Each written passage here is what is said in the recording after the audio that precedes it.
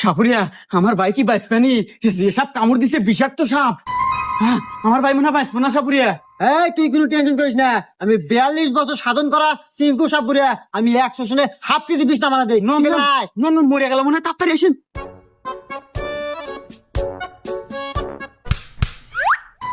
ইস বাপু, তুমি যদি আমাকে 2 মিনিট আগে আনতে, তাই আমার এই বিষ আমার আয়ত্তে থাকে, আমি বিষ নামাতে পারি। কিন্তু এই বিষ আমার আয়ত্তে আর নাই। এই বিষ চলে গেছে পদ্মা দেবীর আয়ত্তে, আর সাথে মারাও গেছে। আচ্ছা সাপুরিয়া, আপনি জানি কত বছর সাধনা করিয়া আপনি সাপুরি হয়েছেন? ওই কথার কো না বাপু, পুরো 42 বছর সাধনা করে আমি সাপুরিয়া হচ্ছি, কি যেন তেন কথা। হ বাপু, খুব কষ্ট তাই না? আচ্ছা সাপুরিয়া সাপ, আপনি যে কইলেন ওই মারা গেছে, আরে বাপু ও তো সাপই কামড় দেয় নাই, ও তো ঘুমাচ্ছে। আর যাক সাপ কামড় দিছে এ তো ঘরের মতো। হুমুন্দি কয় গিরা না, এত পেশাল পারে ঘুমায়ও শান্তি নেই।